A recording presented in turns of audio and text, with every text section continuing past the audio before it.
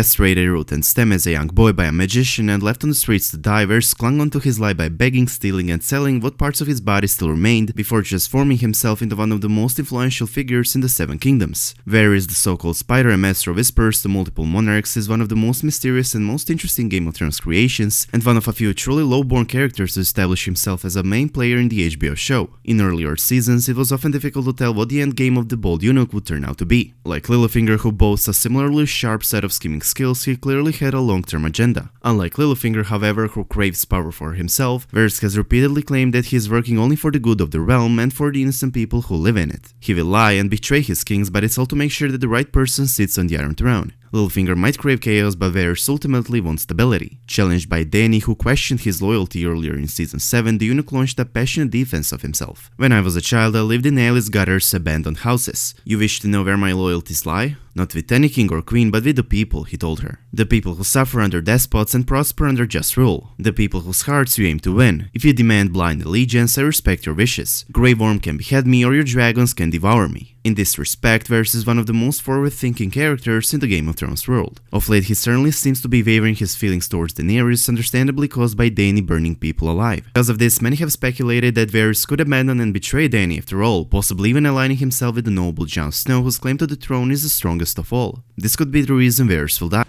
Anyways, a year ago I introduced you with a theory in which Varys, who's been called Lord out of respect, not because of obligation as he is not a noble man, actually is highborn and everyone should call him the Lord. I introduced you with a few theories in which Varys is either the last member of House Tarbeck that is considered to be extinguished by Lord Tywin Lannister, or is the last member of House Blackfyre that is considered to be extinct by the time the show takes place. Let's start with a theory in which Varys is the last living member of House Blackfyre. So far, the showrunners decided only to include House Blackfyre among the noble houses listed in the lineage and histories of the great houses of the Seven Kingdoms, a book which Ned Stark read in the very first season. However, this could change if Varys truly is a Blackfyre. Once I introduce you with a few hints that some could, while some are considering as a proof of Varys being a Blackfyre, I'm going to introduce you with a possibility of Varys' major betrayal over Daenerys Targaryen. Let's start with the fact that George R. R. Martin and showrunners have hinted that Varys is someone of a royal descent, as only people with royal blood are being used in magical rituals. Cool.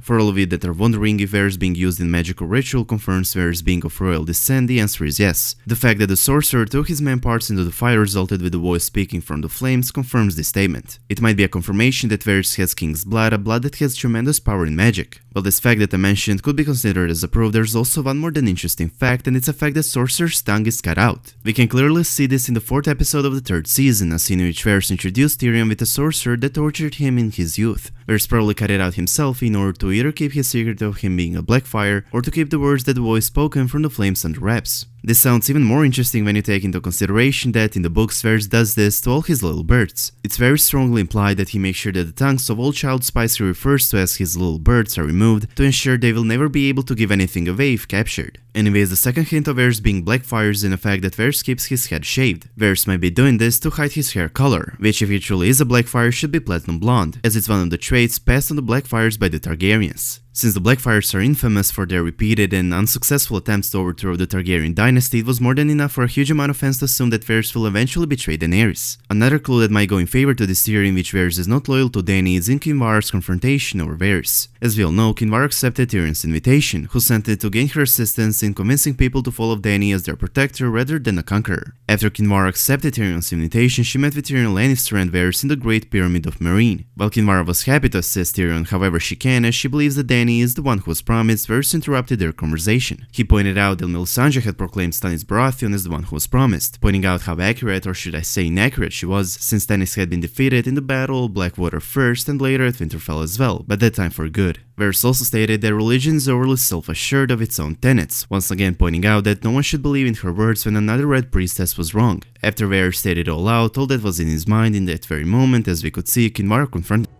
Kinvara proved and demonstrated that she is not lying when she says that she has some special capabilities, which she proved with her knowledge about Varys' past, especially about the voice in the flames, which made Varys speechless. Varys, then already visibly shaken, was asked by Kinvara if he wants her to repeat for him those same words, or to identify the speaker for him, the words which Varys doesn't want to hear again because of a fear that it brings to him. A hint that a huge amount of fans are considering as a proof of Varys not being loyal towards Dany is in Kinvara's statement that she said to Varys, "We serve the same queen. If you are her true friend, you have nothing to fear from me." To conclude this theory, there's certainly a possibility of Varys being a Blackfyre, and if he truly is, his betrayal over Daenerys is not even questionable. Now that I introduced you with a theory in which Varys is secretly a Blackfyre, let me now introduce you with a theory in which Varys is the last living member of House Tarbeck. In this theory, Varys does not hate the Targaryens but the Lannisters. House Tarbeck was a noble house from Tarbeck Hall in the Westerlands and is considered to be extinguished by the Tywin Lannister himself. Throughout the history, one of the lords of Tarbeck Hall was killed while fighting for Prince Aegon Targaryen during the battle beneath the God's Eye. During the first Blackfyre rebellion, on the other hand, the Tarbecks supported both sides, which would explain Varys' loyalty towards Targaryens. Anyways, as the Tarbecks became close allies with House Rayne by joining their house through marriage, and as House Rayne had ties with House Lannister of Casterly Rock, the Tarbecks started using funds from Lord Tyros Lannister to rebuild crumbling Tarbeck Hall. The Tarbecks, along with House Rayne, quickly became the most powerful vassals of the Lannisters, but they were also very spiteful. As the sons of Lord Tyros were growing up, they witnessed their father being mocked by the Tarbecks, which was a huge mistake for the Tarbecks and the Raynes, as one of the Lord Tyros' sons was Tywin Lannister. Tywin, because of his own father, who wasted away a huge amount of their fortune on poor investments and who also allowed himself to be mocked at court, became ruthless. This later made him the most feared and respected Lannister that has ever lived. As Tywin grew up, he started demanding repayment for all gold that had been lent out, which eventually resulted with Rayne Tarbeck rebellion against Lord Tyros Lannister. This, however, resulted with Tywin's decision to personally put down the rebellion. Tarbeck Hall was the first to feel Tywin's anger, who defeated and commanded beheadings of Lord Tarbeck and his followers, extinguished their house and reestablished the fearsome reputation of House Lannister. As Tywin was finished with the Tarbecks and their followers, Tywin led the Lannister host against Raynes, which eventually resulted with Tywin's ruthless destruction of House Rayne. The downfall of Raynes and Tywin's ruthless is immortalized in the song The Reigns of Castamere, which gave darker meaning to the common phrase "a Lannister always pays debts." Now that I introduced with House Tarbeck and its destruction, here we come to a theory in which Varys is the last remaining member of House Tarbeck, which would mean that Lord Tywin Lannister did not kill every single member of that house. In the books it's mentioned that one member of House Tarbeck survived Tywin's slaughter and was smuggled across the Narrow Sea to Essos. Varys claims to be born across the Narrow Sea in Lys, but it seems that he deeply cares about Westeros, unusual for someone who wasn't born there. As we all know, Varys got his revenge over the second-rate sorcerer that emasculated him, and perhaps with testifying against Tyrion in court, he also got his revenge over the man that destroyed his house, Tywin Lannister. With Tyrion being found guilty, beside the fact that Varys managed to provide his queen a precious and trustworthy advisor, if Varys truly is a Tarbeck, he also got his revenge over Tywin. A collaboration with Jaime that resulted with Tyrion being freed from prison also resulted with Tyrion killing his father, meaning that Varys had a major role in Tywin's death. Having in mind that Varys is the most forward-thinking character, it's definitely not out of the realm of possibilities that it was his plan all along. The last notable fact that may go in favor to this theory in which Varys is a Tarbeck is in a conversation between him and Tyrion in Season 2, Episode 9. Let's take a look. As we can see, a few moments before the Battle of the Blackwater, Varys told to Tyrion how much he hates the Bells. Could this hatred have its origins in his early memory of his House Tarbeck being under attack?